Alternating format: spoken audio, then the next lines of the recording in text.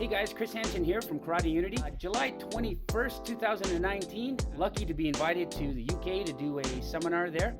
Got a chance to share, my take on karate and how I cross-train across different styles, and basically, this allows me to, shed more meaning into a lot of the static drills that we do in karate. It's a beautiful art, but in my opinion, I think we need to basically be very open-minded and cross-train with many people so that we can really appreciate their points of view and also enhance our stuff too. What you're about to see is basically a highlight reel of the last segment of the seminar, where I outlined pretty much and reviewed everything we covered in that 3 hours. So hope you enjoy.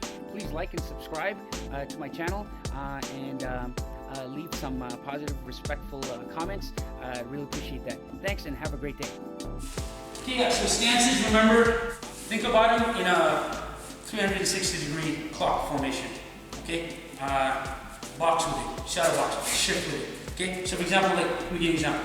Okay, I'm going to go from a leaning forward stance to a natural stance to a leaning forward stance to a cat stance. Okay, so it's going to look kind of like this, right? Nice and smooth. And try to just take, when you're back home and stuff, try to manipulate, different stances in different ways. So for example, let's just say you take two stances.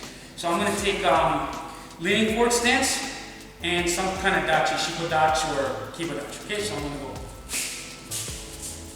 Right? Here.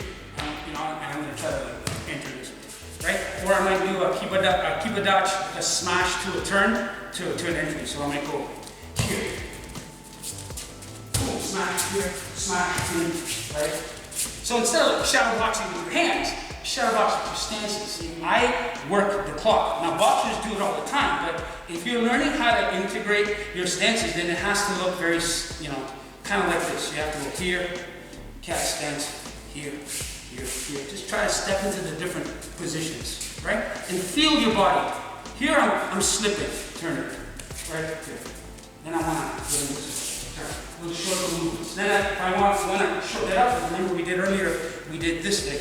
So it's something to think about. Whatever you're doing forward, you can do backwards. Whatever you're doing backwards, you can do forward. So think about it. Try to work that and see if you can integrate it into a partner drill, if you can. So we did this to this, so I use this. So as in my mix, in my scrimmaging, I just might turn this way, slip back, natural stance, leaning forward, cat side, here 10 times, here, move here, and then I get boxing.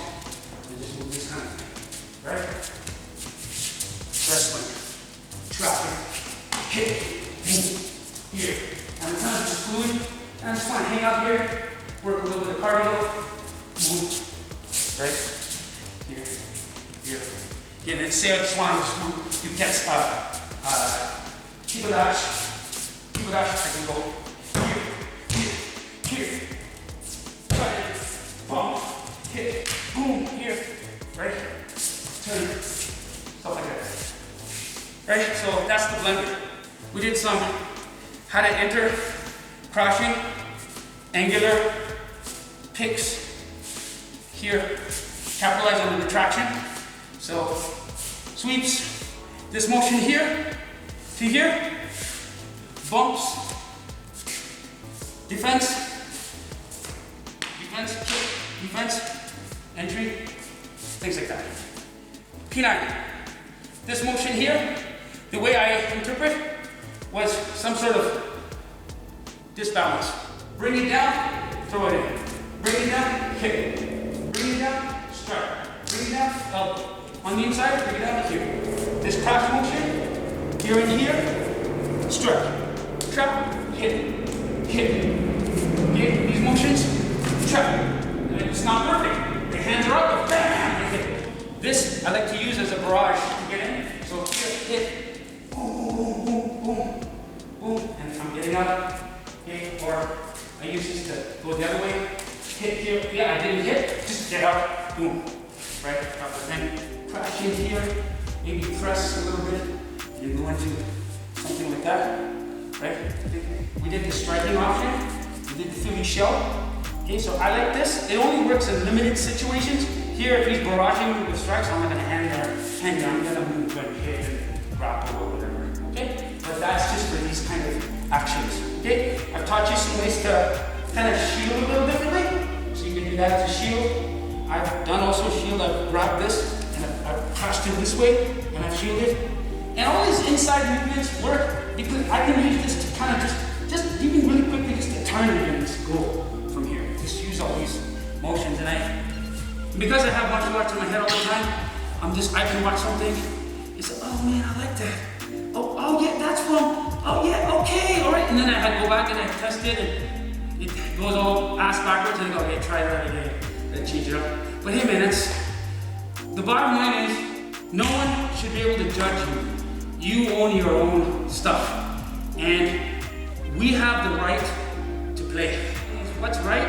It is relative to you, to your body mechanics, to the way you deal with stress, okay, to your learning style. It all is up to you. And you have the responsibility. Only you, not your teacher, not your organization. You have the responsibility for making this work. I just try to capitalize, on every kata movement and try to see how I can throw it in the mix. You know what I'm saying? It's like a tool that I see, for example, this is a really silly example, but okay, we have a whistle, right? I can blow this thing. But I can use it to hit. I can use it to wrap things. Okay, I'm not changing this whistle, I'm just manipulating it in space. And I'm adding things to it, like air, to make a sound. What's stopping us as martial artists from doing this kind of stuff? There's no limit to what we can do. And so my suggestion to all of you, go out there, meet as many people as you can, travel, save you money, and you owe yourself an investment to train with other people. And I'm very honored to be here. I'm really glad that you guys actually came to spend some time to see me. And let's all do a big bow out, and we can take some shots after.